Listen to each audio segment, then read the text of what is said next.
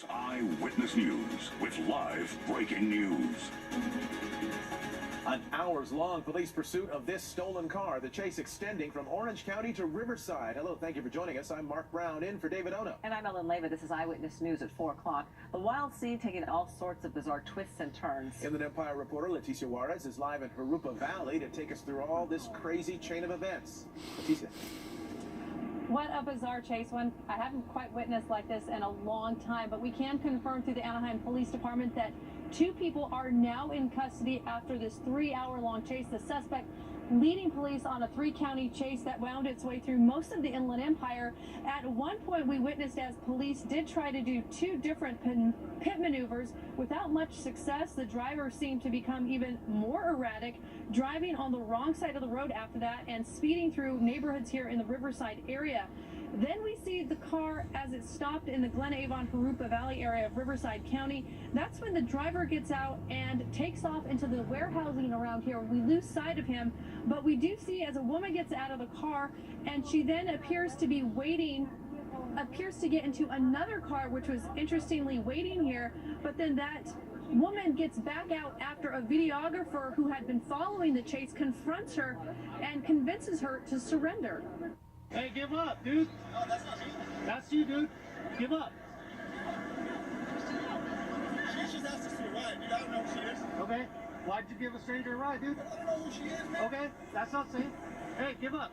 Lay on the ground right here. Lay on the ground.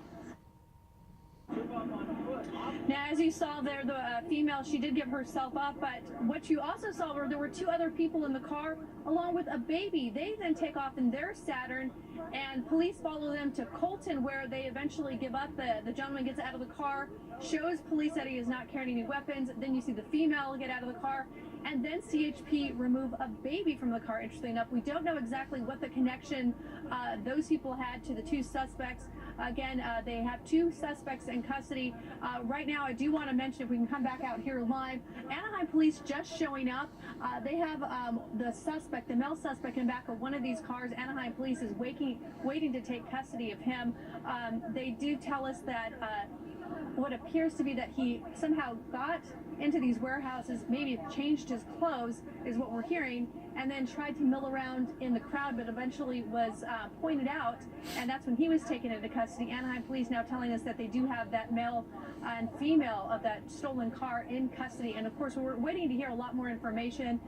Just right now we can confirm that 2 people are in custody, that male and female driver that were out of that stolen car that originated out of Anaheim. Reporting live here in Jurupa Valley, Leticia Juarez, ABC 7 Eyewitness News. It was a bizarre one, Leticia. Thank you very much. Well, bail denied for the ex-boyfriend of the woman killed in the Aliso Viejo building explosion. Stephen Beal appeared in a court a short time ago on explosive charges. And Orange County Bureau Chief Eileen Frere is live in Santa Ana with more on those charges and reaction from one of Beal's longtime friends. Eileen? And Ellen, Stephen Beal's daughter was also in court. We're told that she was willing to sign a bond to help with his release. This was also the first time we heard about Beal's mental history. Stephen Beal stood before a federal court judge in Santa Ana as his public defender asked the judge to consider releasing him on a $100,000 bond, arguing he is not a flight risk.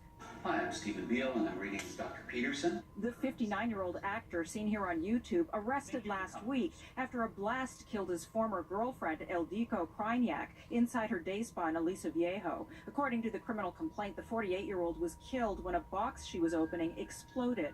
Beal has not been charged with the fatal explosion, but he's accused of possessing an unregistered destructive device. Federal prosecutors told the court the danger to the community is his knowledge. FBI agents seized 2 improvised explosive devices from his Long Beach home. Hi, can I help you with something? Federal prosecutors told the court the danger to the community is his knowledge. FBI agents seized 2 improvised explosive devices from his Long Beach home. Prosecutors allege Beal made inconsistent statements to authorities and poses a threat to the community given his mental health history, suffering hallucinations in 2004. The defense says Beal is receiving disability for lead poisoning and requires treatment, but does not pose a danger.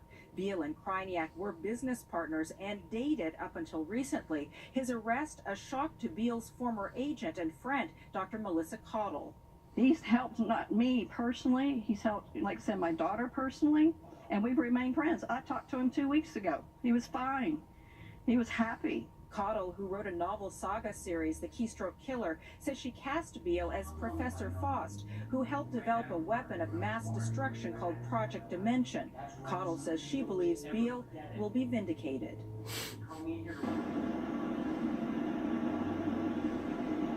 And this was the first time that we heard about Beale suffering from lead intoxication. In 2008, his wife, Christine, died. And according to the coroner's report, one of the contributing factors was chronic lead intoxication. It's not clear how that came to be, how they got that. She died, according to the autopsy, after falling downstairs moving furniture with her husband. The statements that he made around that time and to authorities most recently, prosecutors say were inconsistent. Prosecutors say he told authorities that he was not there when his wife fell down the stairs. Those inconsistent statements were considered by the judge along with some other factors, and the judge again has denied Beale bail.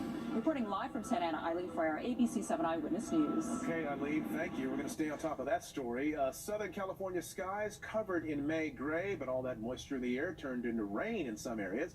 The San Fernando Valley has had some drizzle and slight rain throughout the day, and the week also started with a sprinkle in Temple City, where it rained enough to create some standing water. Is there more heading this way? We know somebody has the answer to that. Dallas Ranks. Hey, Dallas. Thank you, Mark. Yes, the May gray, almost ridiculous now here in Southern California.